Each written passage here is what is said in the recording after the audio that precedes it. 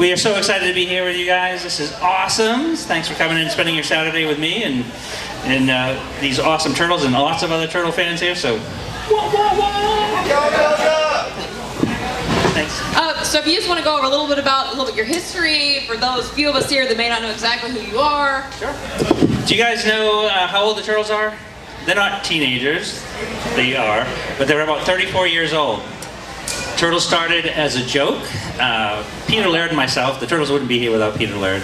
Let's give it up for Peter. Yay!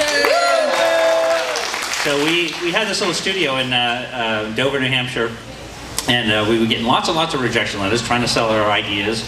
And so one night, I had this silly idea that I thought that if Bruce Lee was an animal, what would be the silliest animal that Bruce Lee would be? And I was thinking, well, fast-moving martial artist, slow-moving turtle, it was kind of funny, made me laugh. And so I did this sketch. Actually, it's on my Team Eastman t-shirt here. This is the first sketch of Michelangelo. Michelangelo was the first turtle ever drawn. And so I did this sketch. And so I did this sketch and I put it on Peter's desk and I said, this is going to be the next big thing, ha ha ha, it's a Ninja Turtle. And he laughed and he did a sketch, changed some things.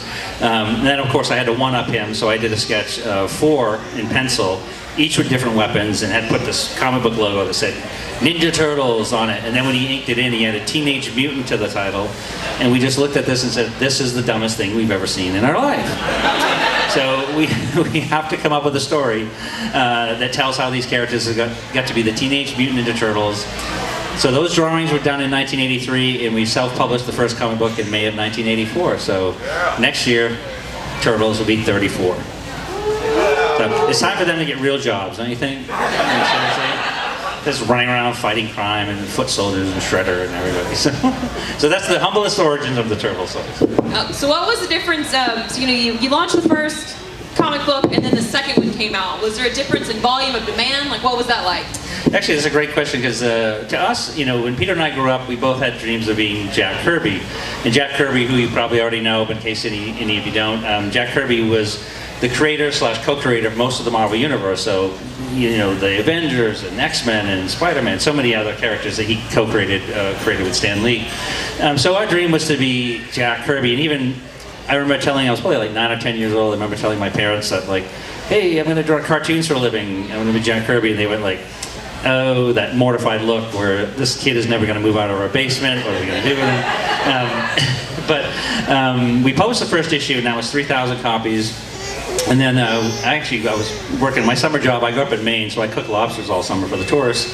And so that by that fall rolled around, and Pete called and he said, the people keep asking when to do issue 2, and we were like, we never thought issue 1 would sell, so we never thought of doing an issue 2. But then you guys bought them all. Thank you, thank you, thank you. Good job, guys. Yeah, it's all you.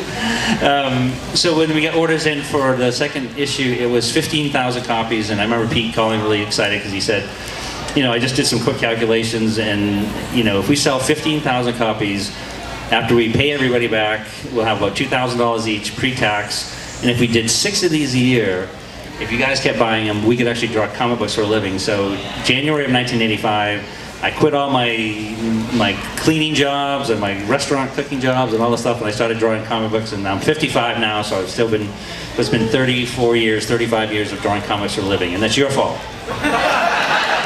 And thank you very much. So, thank you. So how did you plot out the story for the Ninja Turtles? So I know the first issue, you might not have had a long-term plan. Like, when did you guys start to figure out the villains, the catalog of who these turtles would fight? Like, how did that come around? It was a nice, steady evolution because, like I said, we never thought we'd sell the first issue. That many of the first issues. So we made the first issue a complete story. So we sort of had the origin of the turtles, origin of the Shredder, the death of the Shredder. So that was it. The story was all wrapped up into one. But when we started thinking about a second issue, we thought, well, let's do that kind of a complete story as well. But in the second issue is where we introduce April O'Neil and Baxter Stockman, the Mousers, a couple, that still are in Turtles history today. And so each issue we took the story a little bit further, keep adding, new characters and new ideas, new villains. So we were just happy that you guys kept buying and we could keep coming up with new ideas for characters. And Holy smokes, yeah, that was quite a journey back then. And it was fun because, Peter and I were, we didn't have a boss, we didn't have a publisher, we were our own bosses, we were our own writers, we didn't have editors. And so we wrote all those early comic books these were comic books that we wanted to read. So we were sort of hopeful that if we made them interesting, at least to us, they'd be interesting to you guys. And thankfully, we're all the same brain. We're one big giant geek brain hovering over the universe. So, how do you feel the tone of the Ninja Turtles has changed over time?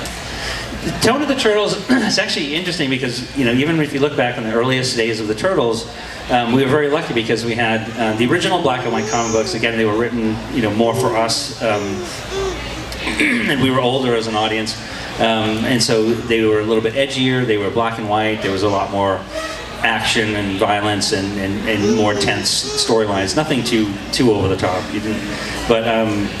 That was the first level of the Turtles, and we started working on, that was in 1984, so in 1987 we started working on the cartoon show, and we knew specifically that those were being written for a much younger audience, and so we actually wrote them, with a 8, 9, 10-year-old audience in mind. So we softened up the origin story. We changed like the foot soldiers to robots instead of, you can't have a Saturday morning cartoon with ninjas running around getting hacked out by the Turtles. We added, eating pizza, and so it was a much lighter version. But then, interestingly enough, in 1990, when we did the first Turtle movie, it was kind of intended for both audiences. So if you looked at the cartoon being sort of a children's concept, more of a softer children's concept, the black and white comic book being more an adult, grown-up concept, the movie sort of hit right in the middle, so we had a little bit of everything intertwined. And that's been kind of an ongoing sort of situation that we have these multiple Turtle universes. Even today, all these years later, you have the Nickelodeon cartoon show, which is, but I don't know if you guys watch the Nickelodeon cartoon show, I love it. It's really funny. Ice Cream Kitty's the coolest character in that universe. I do the voice of Ice Cream Kitty, so it's very, very important. I'm waiting for them to offer me a feature film, Ice Cream Kitty, the movie. But no, I like the Nickelodeon show is, again, intended a bit more for a younger audience. The IDW comic books, which I work on, which are tonally and attitude, we try to craft them much like the original black and white comics, so they're a little edgier. And then the Michael Bay movies, I don't know what those are. No, no, I'm kidding. I joke because I know that some of you aren't fans of them. I like a lot of parts of them. I especially like this. You saw the second one. I love that they had Bebop and Rocksteady in the movie, Krang and all that stuff. But I just wish I didn't think that the Turtles needed to be that large. I thought they would, be much cooler if they were a little smaller and a little cuter and stuff. They're teenagers, not like giant. So what about the IDW comic book run? You want to talk about that for a little bit? Yes, actually, it's been, we're so blessed, and again, this is a big problem that I have to thank you all again for. No, we've been so lucky that you guys I don't know if you're reading the IDW comic book, we just hit a milestone this month where we published issue 73, which, thanks to you guys, we made the IDW Turtles comic, the longest running ongoing Turtles comic in the history of Turtles. Over 34 years, there's never been one single storyline. And what's even more interesting is Tom Walsh is the head writer, the main writer on the series, and he's written every single issue, and he's fantastic. If you haven't read it, check it out, because it's my favorite thing. And like I said, it's the closest thing that you'll see to, you can never replace what Peter and I did originally, but this is the closest thing to it, because it's got a nice edge to it. It's got really interesting character development and ideas. But we have ideas all the way up through issue 100, so if you keep hanging out with us, 2019 issue 100 will come out. And so Shredder's an excellent villain. If you want to go, how did you come up with someone like that? Like, where did that even come from? Do you know the story? I know the story. bless your button. Do you guys know how Shredder was created? Doing dishes. Shredder was created from doing dishes. When Pete and I had the house in the studio, and it actually was called Mirage Studios because it was a mirage. It was our living room. But Peter's wife was an awesome cook, and she'd cook dinner, and then Pete and I would wash and dry the dishes. And so one night Peter was washing, and I was drying, and those kind of metal rectangular cheese graters with a little handle, you sort of shred cheese on it.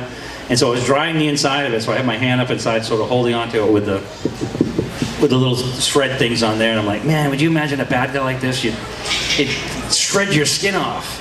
Wouldn't that be gross? And I said, we could do a bad guy like this, we could call him like the Grater or something. And Pete said, well, how about the Shredder? And the Shredder was born. So the Shredder was literally born from doing dishes. So if you do dishes, help your parents out or do your own dishes, you never know what you can come up with. So. You know, Kevin, whether you meant to or not, you helped teach me how to read, so I appreciate you. Oh, thank you. And it was those violent comics that I learned from. Well, that was a lot of the, I was the same way when I was growing up. That was like, get to the point where I was reading so many comic books that my dad was at least glad I was reading, but he said, how about, why don't you try a novel once in a while? And actually, the first novel he gave me was Watership Down, which I loved. If you haven't read it, it's a great novel. Then he gave me Lord of the Rings, The Hobbit, and then led into that. So, and I've got addicted to reading and drawing ever since. So, question? So what is your favorite turtle? Raffinardo, Leotello. No, it's so hard to choose because I feel like Peter and I are the turtles' dads, so it's like it's hard to pick a favorite child. But Michelangelo, being the first turtle ever drawn, that was, I sort of feel a little partial to him, but no, I love them all. But who's your favorite? Leonardo. Leonardo, awesome. What about Venus? No love for Venus? I love Venus. Not a lot of other people do, but I'd love to bring a girl turtle back to the storyline if we had the right story, but it's got to be the right story. But I like Venus. We got a couple Casey's here in the corner. Yeah, I love Casey Jones. What was your inspiration for Casey Jones? Casey Jones was two ideas, really. The spark of the idea was that I wanted to create a character that, as I love our Raphael, he's kind of like our hothead, our berserker, our Wolverine, if you will, and he's always sort of going off the handle, and I thought that, wouldn't it be interesting if Raphael met somebody crazier than him? Would that sort of make Raphael sort of go like, oh, maybe maybe I take things a little too far sometimes, and he might sort of look inward. And the other thing was, so many characters and vigilantes and superheroes in comics were around this time, or in the history of them, they were always created by something really tragic happened to their family, or their whole city was blown up, or something. It was something really dramatic. And I just thought, wouldn't it be funny if this guy just sort of decided to become a vigilante from watching too much TV, or too much bad TV? So the first comic book you see with Casey, he's got 3 TVs going at the same time, and he's got, TJ Hooker on one and the A-Team on the other, or something. So he decides to fight crime. But I love, Casey's one of my favorites. He was the second official character into the Turtles family. April being first in issue 2, and then Casey. So Casey ruled. Best Casey ever. First Turtle movie, right? Elias Koteas. He was the best one. Yes, sir. What character have you been the most pleasantly surprised by throughout all the Turtles creation? Which one was it? A product? What is it? Sorry. What character have you been most pleasantly surprised by? What character? Yeah. Oh man. I guess it was when we started doing even some of the early comic books before they became part of the cartoon show. We had like Bebop and Rocksteady were created for the original role-playing game back in like 85, 86, before they became adapted into the cartoon. I like Krang's adaptation because Krang was sort of designed as it was the Utroms that created the mutagen from the original comic books and then became this crazy, crazy character from Dimension X. And we love, even Krang now. Krang has made it through all the different series. But I love some of the fringe characters, like Rat King was one of my favorites. Leatherhead was one of my favorites. I don't think there's anything in particular. I keep thinking of Krang, and I keep thinking of that. I still have that toy with they actually made the whole exoskeleton with a little Krang in the middle. That was my favorite toy. It's in my studio now. What was did you have a character one of your favorites in the early, other non-turtle character? It's tough, and there's only like 5 million of them. No, there was actually quite a lot in the early days. The Metanimals are really fun. We brought the Metanimals back to the IDW series. Ace Duck. Ace Duck. Mutagen Man. Oh? Yeah. The punk frogs were pretty funny. Triceratons, yes. That was actually one of my all-time favorites. Pete created the Triceratons. He's a big dinosaur nut, loves dinosaurs, and we were looking for the coolest bad guy, and he came up with this Triceraton concept, and they've also been one of those characters we've seen in almost every version of the Turtles, which is Yes. My favorite moment with the Teenage Mutant Ninja Turtles was when they were teaming up with the Power Rangers. How much fun was that for you? That was a lot of fun because it was love the Power Rangers and was a big addict of LOL genre things, toys and other TV shows and things like that. And when we did that series with Saban, the Turtles live action show, which created Venus, where Venus was born, it was suggested we do a Power Rangers Turtles crossover, and I thought it was perfect. I mean, because the similarities of the martial arts. You have different colored Rangers for each one, and you have the different colored bandanas. So that was a lot of fun. You like that one? Awesome. I think there's a couple Power Rangers here at the show. Jason's here and a few others. So yes, ma'am. You've done the origin stories for Shredder, the Turtles, and Casey. What about April? When you were coming up with April, how did you start with that? What made her mature into the character that she was? April came into the original version. Was I just a big fan of? I grew up with a couple sisters, and just always like a strong female character, whether it be Sigourney Weaver from Aliens or Sarah Connor. From Terminator and things like that. That when April, I wanted just a cool scientist that she works, because her original origin in the comic book, she worked for at Baxter Stockman in the lab, and I liked her character, and to our surprise, and we were pleasantly surprised and glad that people resonated, because we wanted to keep her as the kind of the official fifth turtle, she was the first, again, the human character in the Turtles world, with the kind of like their big sister.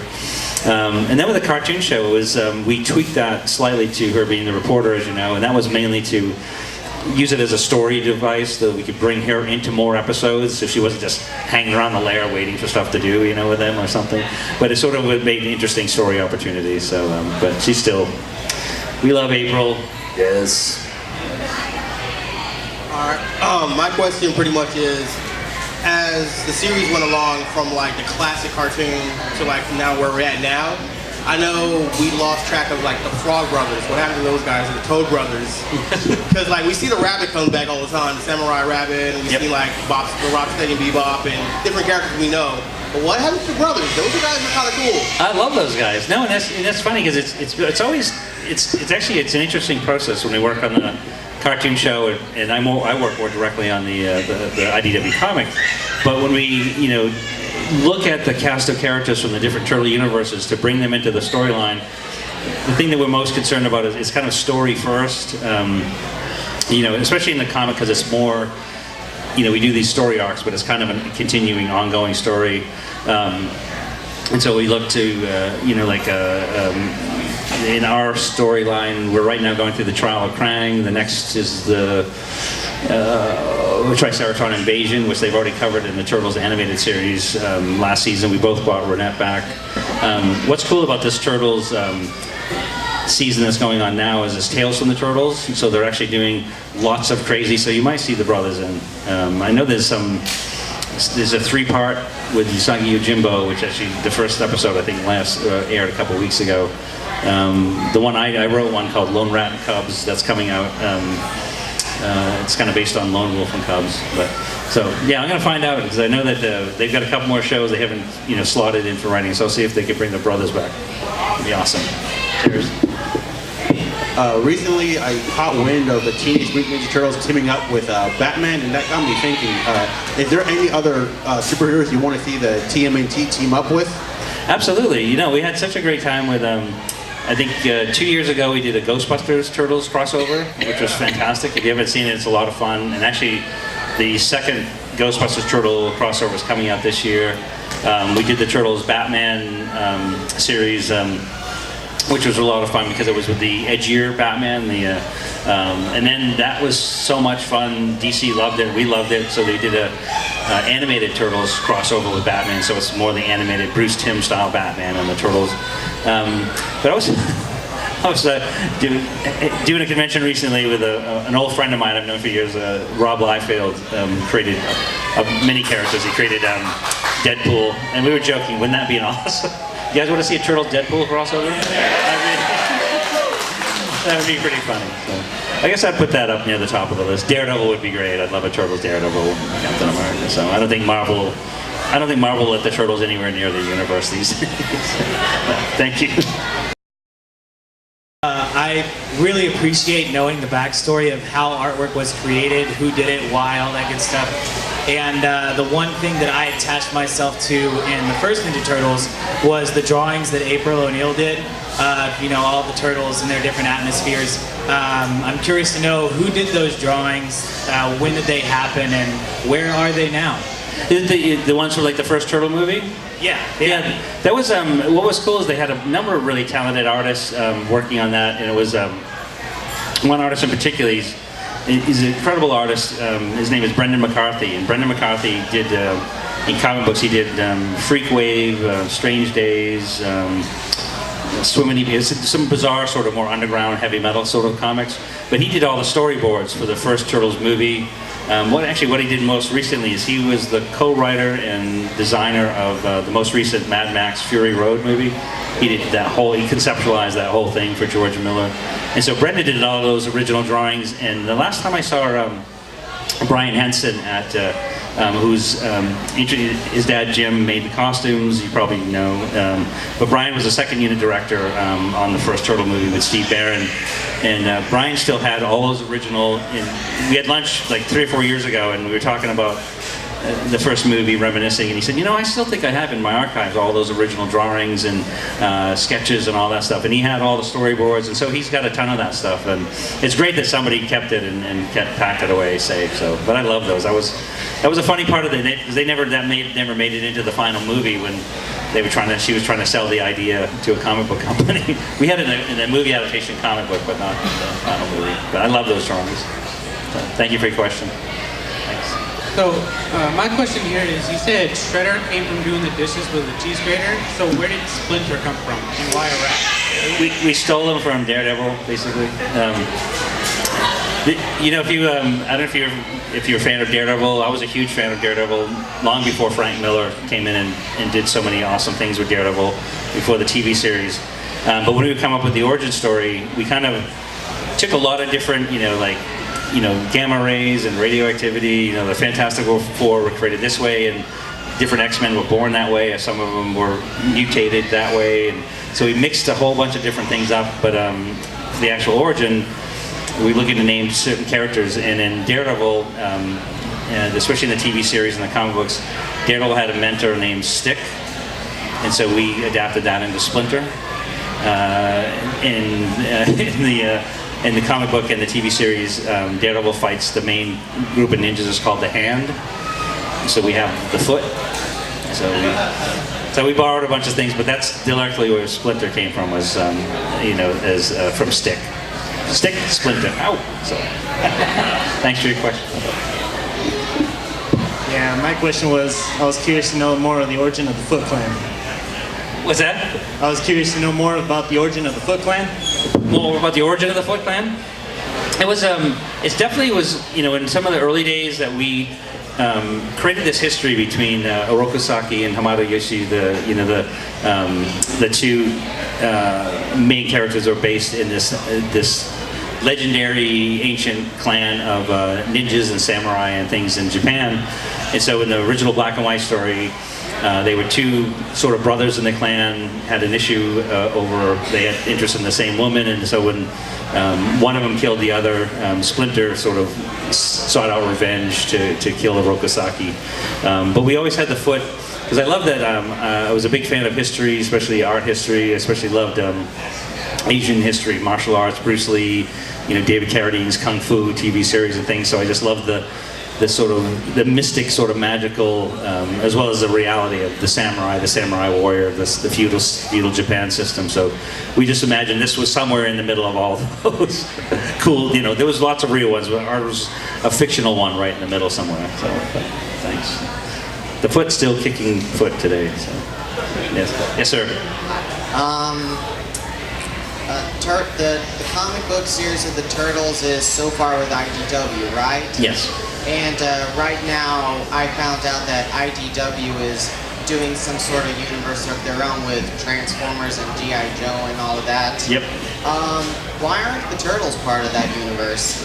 I think that they wanted to keep it separate because the Turtles are, it's the universe that we've created for the Turtles is kind of pretty big already, and although we'd love to see an opportunity for a crossover with that universe, right now, the stories that we're writing, we've got a big, the Ghostbusters crossover. The Turtles are going through a 5-issue series in Dimension X right now, and then they're coming back for this big event that's happening next. But yeah, I think the series was Revolutions, where they had G.I. Joe, Transformers, ROM, and a couple other ones. And it's a really fun series. And I think they're doing a new series called First Strike, which is similar, looks really awesome.